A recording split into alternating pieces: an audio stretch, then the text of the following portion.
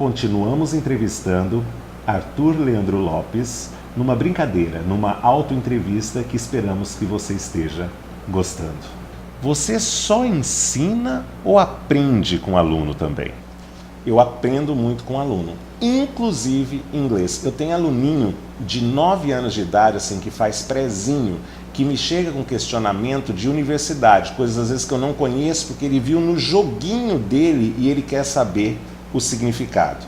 Mas eu acho que o que eles mais me ensinam é mostrar a diversidade que existe entre um aluno e outro, que os ritmos são diferentes, que a capacidade de aprendizado é diferente. De vez em quando a gente tromba, mas como acho que é o Guimarães Rosa que fala que a vida é afinar e desafinar o tempo todo. Então a gente vai aprendendo, de vez em quando desaprende, aí aprende de novo e vai levando. É mais fácil dar aula ou fazer entrevista?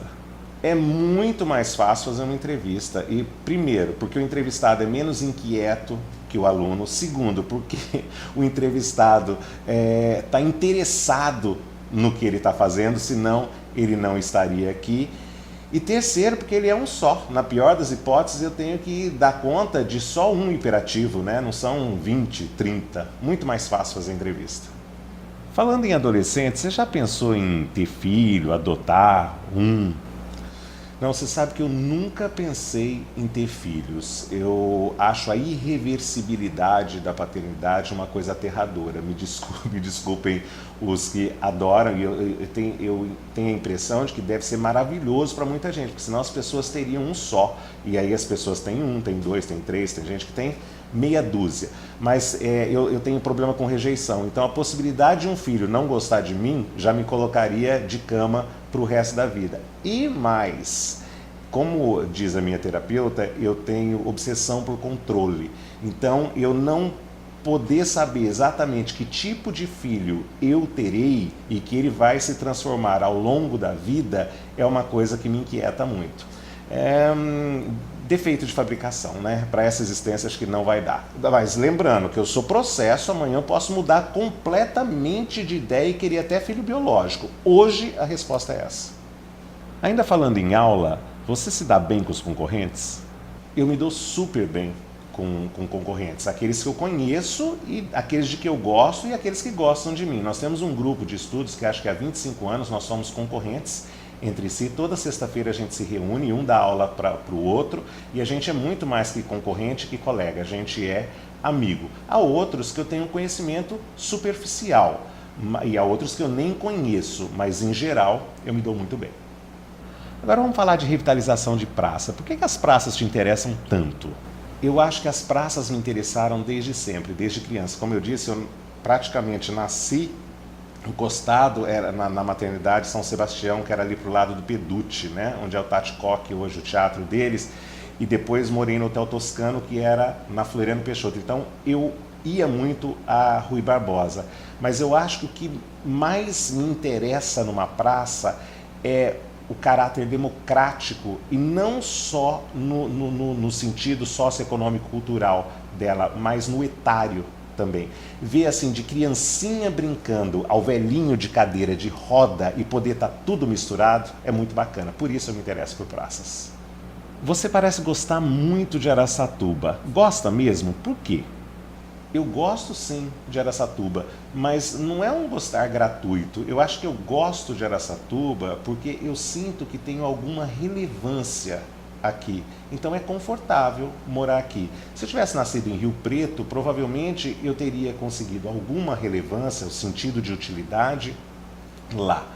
Uma outra coisa de que eu gosto muito em Araçatuba é do clima. Eu adoro sol, adoro lugar quente. Eu preciso de sol para não deprimir. Então Araçatuba é um lugar muito bom para mim. Você às vezes brinca que é bipolar.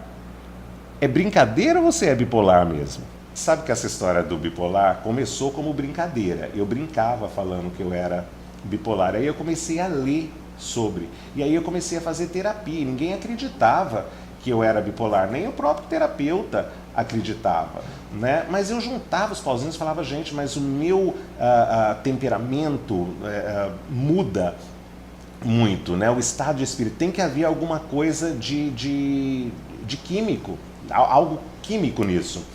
E aí eu fui estudar e muitos anos depois eu descobri que era. E eu sou um bipolar super orgulhoso, né? Porque assim, Van Gogh era bipolar, o Hemingway era bipolar. E aí eu junto todo esse pessoal, acho que o Elvis Presley era bipolar, a Elis Regina, um monte de gente. E eu pego essa parte boa e eu adoro a aceleração da euforia. Claro que ela é muito melhor quando ela está na hipomania, porque você rende para chuchu sem gastar um absurdo, sem ser mal educado com as pessoas, porque na hipomania ou na euforia você fica muito ágil, intelectualmente muito rápido, então todo mundo fica meio burro. Na depressão você é um verme, né? E todo mundo é super inteligente. Há muitos anos eu não tenho depressão, até porque eu tomo lítio, que é um estabilizador de humor, então a coisa anda bonitinha. Mas sou bipolar, sim, com orgulho. Mas quem não é, né? E o questão de opinião? Como é que surgiu a ideia de fazer o programa? Sabe que eu não sei dizer exatamente quando surgiu a ideia de fazer o Questão de Opinião, mas a Anelisa frequenta lá em casa há bastante tempo e eu me lembro que uma vez ela me perguntou se eu nunca havia pensado em trabalhar na TV. E aí misturou, acho que eu vim dar uma entrevista aqui para a Alessandra Nogueira para falar de praça, depois nós tínhamos, aí eu fui convidado para ir ao Hoje em Dia, que é um programa da Record, e foi misturando, eu falei, mas sabe que esse é um ambiente de que eu gosto, e chegar à casa das pessoas e fazer alguma diferença à distância pode ser muito interessante. Eu já havia experimentado isso através das dicas de pronúncia. Eu ficava emocionadíssimo quando eu li um feedback de um aluno brasileiro que mora nos Estados Unidos há 5 anos e estava falando da importância das minhas dicas para ele lá, ou do menininho do Pará aqui. E essa possibilidade de chegar de alguma forma a pessoas que eu nunca sequer conhecerei e que não estava fazendo mal, me encantava. Aí eu pensei, por que não, como diria o Boris Casoy, tentar passar Araçatuba limpo, mostrar Araçatuba, um pouco de Araçatuba para Araçatuba. É o que temos tentado fazer. Como é que é o processo para selecionar um convidado? Quem é que opina? Para ser convidado, a regra, para ser entrevistado, a regra é o seguinte que eu tenho com o Grupo Folha da Região.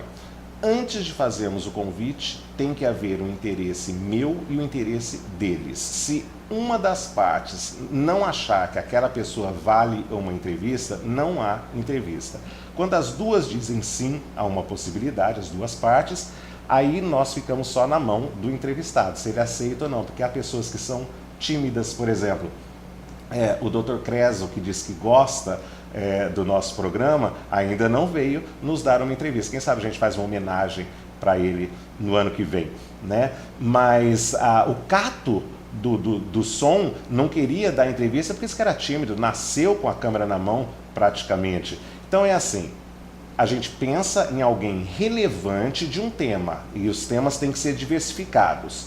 As duas partes concordam, a gente faz o convite. Se a terceira parte concorda, a entrevista acontece. Você ficaria à vontade para dizer uma entrevista que foi importante para você ter feito? Por motivos super diferentes, há entrevistas que me tocam muito, que às vezes a pessoa nem percebe que eu estou chorando do outro lado, ou que eu rio muito. Mas se eu tivesse que destacar uma, eu tenho que falar, agora nós estamos fazendo 2 anos de programa, quando nós fizemos 1 ano, eu convidei o seu Paulo Andrade, que tinha 89 anos, pecuarista, que iria fazer 90 anos. E eu fiquei encantado com a vontade de viver do velhinho. Então era uma coisa assim, eu fui embora mais novo, estou mais novo, desde que eu fiz a entrevista com ele. Eu perguntei se ele tinha remorso de ter desmatado muita coisa. Ele não só assumiu que tinha remorso, como ele queria fazer alguma coisa em contrapartida a isso. Ele queria plantar árvores, queria comprar uma fazenda para fazer isso. Isso aos 90 anos, ele fazendo planos como se tivesse 18. Uns 2 meses depois eu falo com alguém da família e pergunto, e aí os planos do seu Paulo? Falou, já está com a fazenda, já está trabalhando. Não é fantástico?